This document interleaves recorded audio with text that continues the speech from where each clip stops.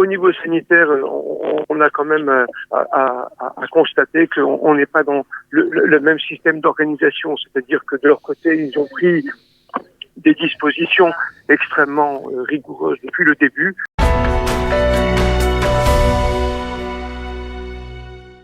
Bonjour Eva. Alors, on est aujourd'hui ensemble pour évoquer en France le début du déconfinement, notamment ces élèves de maternelle et de primaire qui ont pu retrouver le chemin de l'école. C'était il y a une semaine. On fait le bilan ce matin avec Eliaou Bellassène, directeur de l'école Yabné et président de l'association des directeurs et directrices des écoles juives. Eliaou Bellassène, vous êtes là ? Oui, bien sûr, bonjour. Bonjour. Eliaou Bellassène, on a vu les difficultés posées par les retours en classe en France avec un protocole sanitaire nécessaire mais lourd, long de 52 pages.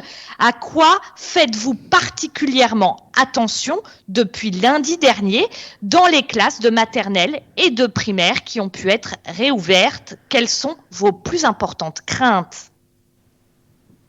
Disons que nous n'avons pas l'autorisation de mettre des priorités sur les inquiétudes ou les craintes qui nous sont imposées par ce protocole sanitaire.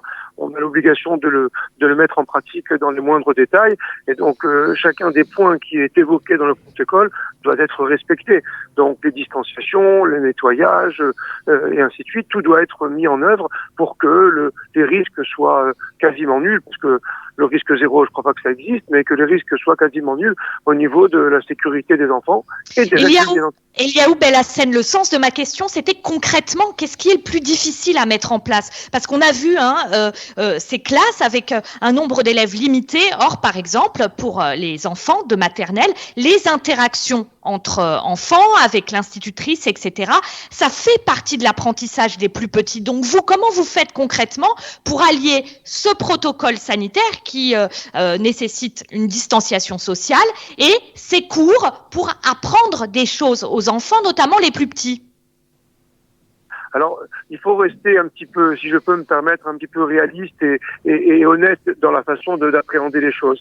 C'est-à-dire que le fait de faire venir à l'école un nombre extrêmement réduit d'élèves parce que nécessité de maintenir une distanciation, puisque nécessité de faire attention sur les problèmes d'hygiène et de sécurité, donc ça veut dire que l'école est dans ce cas de figure probablement beaucoup plus proche d'une situation, on va dire, de garderie, même si on peut essayer de transmettre des informations aux élèves, des enseignements aux élèves, mais on est plus proche d'une configuration garderie que d'une configuration école. Et d'ailleurs, pour pouvoir mettre en œuvre ce genre de protocole, vous avez une maîtresse qui va être amenée à avoir dans sa classe des élèves de petite section, de moyenne section, avec différents niveaux, parce que de toutes les façons, tout le personnel n'est pas disponible pour pouvoir assurer cette reprise progressive et extrêmement ponctuelle. Eliaou Bellassène, où les enfants, du coup, apprennent-ils le mieux actuellement? Finalement, c'est chez eux, avec les cours à distance ou à l'école?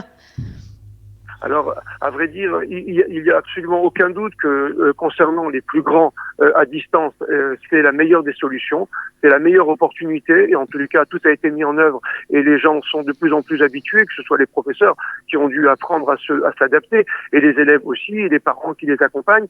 Pour les plus jeunes, c'est vrai que tout ce qui est apprentissage à distance, tout ce qui est utilisation de tous les outils numériques qui sont utilisés de nos jours, c'est un peu plus difficile, c'est un peu plus compliqué.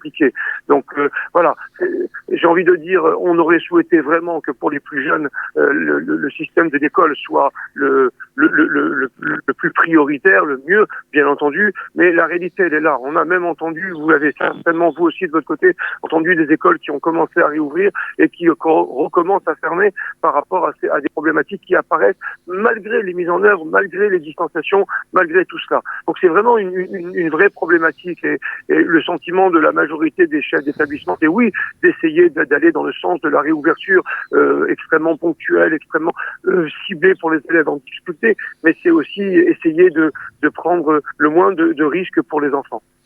Alors, Eliaou Bellassène, j'aimerais savoir si vous êtes aussi concerté avec des autorités éducatives en Israël pour voir ce qui était fait ici concernant justement cette rentrée des classes. À vrai dire, oui, ça fait déjà depuis le début du confinement, on va dire, que nous avons des relations, en tous les cas, que certains directeurs, c'est en fonction de l'initiative de chacun, mais en tous les cas, oui, il y a eu des réunions, il y a eu toutes sortes de mises à disposition d'outils pédagogiques, alors plutôt orientés vers le Kodesh, l'enseignement religieux, ou orientés vers l'ivrit, où les transitions, les passerelles sont beaucoup plus faciles. Donc oui, il y a eu beaucoup de choses qui se sont faites on va dire en relation avec les établissements et en tous les cas le système éducatif israélien. Et ça a été beaucoup aidé et accompagné par la structure qui s'appelle l'Amorim, qui essaye d'aider les établissements scolaires. Alors ça, c'est d'un point de vue pédagogique, mais d'un point de vue sanitaire, oui. Est-ce que vous avez aussi, on va dire, partagé certaines informations ou certaines méthodes ? Non, au niveau sanitaire, on a quand même à constater qu'on n'est pas dans le même système d'organisation. C'est-à-dire que de leur côté, ils ont pris des dispositions extrêmement rigoureuses depuis le début, ce qui fait que en réalité ils ont pu ensuite faire un déconfinement plus précis, mieux organisé, alors que nous on a eu un peu de retard et le virus s'est beaucoup propagé, donc les conditions de reprise sont extrêmement drastiques de notre côté par rapport à ce qui se passe en Israël. Eliaou Bellassène, certains parents craignent de renvoyer leurs enfants à l'école, plus encore depuis l'apparition d'une maladie inflammatoire qui a fait d'ailleurs sa première victime à Marseille, une maladie inflammatoire qui touche seulement les enfants, qui est liée au Covid-19 et qui ressemble au syndrome de Kawasaki. Est-ce que par rapport aux enfants, vous prenez des mesures spécifiques en fonction des âges des enfants, sachant que ce syndrome de Kawasaki apparaît à peu près, d'après les données qu'on en a, vers plutôt les 7 ans. Est-ce que en fonction des âges, il y a des choses plus ou moins rigoureuses pour les élèves dans vos classes ? Ou alors c'est pareil pour tous les âges? D'abord, tout ce problème lié au syndrome de Kawasaki, c'est quelque chose d'assez neuf et on n'en a pas encore toutes les informations précises. Et d'un autre côté, le protocole qui nous est imposé ne laisse pas apparaître la moindre souplesse ou la moindre facilitation dans un domaine ou dans un autre pour qu'on puisse dire qu'on puisse monter encore d'un cran. Un cran supplémentaire sur ce protocole signifierait ni plus ni moins que chacun doit rester à la maison. On est déjà à un niveau d'exigence et de retenue et de surveillance et de tout ce qui est en rapport avec les dispositions qui sont prises, que au-delà de cela, autant rester chez soi, ça reviendra au même. Eliaou Bellassène, le ministre de l'Éducation, a affirmé avant la réouverture des écoles, donc que les écoles pourraient être rouvertes. Est-ce que vous, malgré la réouverture des classes et l'accueil des élèves, vous avez le sentiment, en tant que directeur d'établissement au niveau pédagogique, que l'école est réellement réouverte? Non, je crois que on va pas se mentir, on va pas raconter des choses qui vont faire plaisir à tout le monde. Si on dit qu'on réouvre l'école pour les élèves qui sont en décrochage scolaire, des enfants qui n'ont pas eu les conditions nécessaires pour suivre tout ce qui a été mis en place à distance, oui, pour eux c'est quelque chose d'important, c'est quelque chose qui est nécessaire. Pour les autres enfants, s'ils ont eu tout ce qu'il fallait à la maison et qu'ils ont pu suivre à distance, revenir à l'école, c'est pas une réouverture, c'est permettre essentiellement aux parents d'aller travailler, ce qui est tout à fait légitime et tout à fait défendable, permettre au personnel soignant de travailler puisque le pays en a besoin. Mais on ne peut pas parler vraiment d'une ouverture des écoles en termes purement pédagogiques comme on l'entendrait après une période de vacances ou après un arrêt pour X ou Y raison. Non, c'est remettre la machine en marche, mais on est encore très loin de ce que l'on peut appeler l'école telle qu'on l'entendait il y a quelques semaines de cela.